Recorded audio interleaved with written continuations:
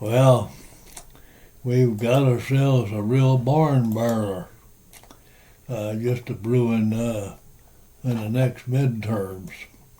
The big question is, ain't who's going to win, it's whether the whole dang system holds up under pressure. And let me tell you, these stakes are higher than a mesquite bonfire in August.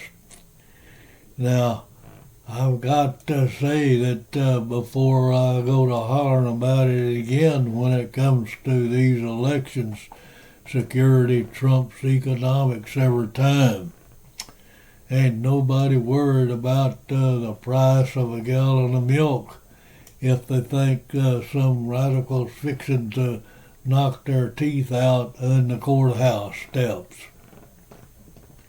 Violence is up and voters are fed up, and we've seen temperatures rise in assaults on DHS and ICE agents and getting rammed and shot at and spit on, and regular folks getting jittery, and rightly so. Trump took a popular vote in 2024, and the immigration was like a lightning rod, and Americans hollered enough and pointed straight at the border mess. Kids on a plane, pots, farms, and federal brines. This word is that Biden's crew was flying illegal miners all over the mountain, just like FedEx. Trump's enforcement folks even uncovered a child labor in California weed farms.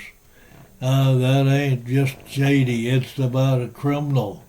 And now on the far left throwing punches at the federal offices, and folks are wondering how this is going to shake out and come in election time. Midterm math in the Supreme Court and the wild card. Well, traditionally the party in power gets whooping midterms, but with the Supreme Court eyeballing the Voter Rights Act and fired up and the border chaos, Republicans might just buck the trend and hold the line. Now here's the kicker. Texas just found 2,700. That's 2,700 non-citizens sitting pretty on the voter rolls. Secretary of State Gene Nelson lit a fire under the officials to investigate. If these folks can't prove their citizenship in 30 days, their registration gets to boot. Now that's how it ought to be. But up north in Minnesota, the whole different rodeo. States issued driver's license to anyone with a pulse, and the citizens are not. And the GOP party Anderson asked the hard question. So does someone walk in with a license and no social security number and still get to vote? And the answer was, scratch your head, yep, if they're showing ID, they're good to go. Well, that's the problem.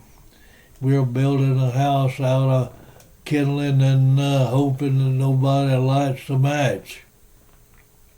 It's not just about fraud, it's about making fraud possible. Why grease his skids for something, and who knows what can go wrong.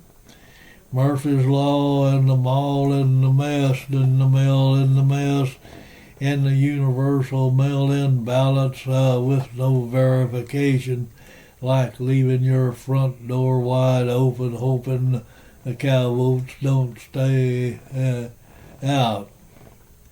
We've even got to lighten up the reins. No ID, no votes, no citizenship, no ballots. Simple as a fence post. We're starting down the old election that ought to be a landslide, but neck and neck cause the system's got holes big enough to drive a cattle track through.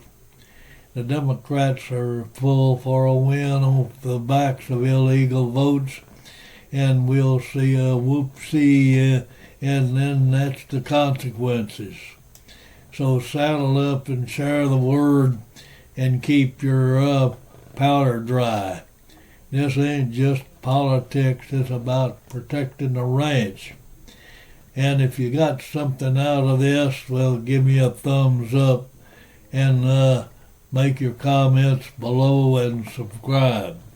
And this is Thoughts While Thinking, and it's adios, amigo.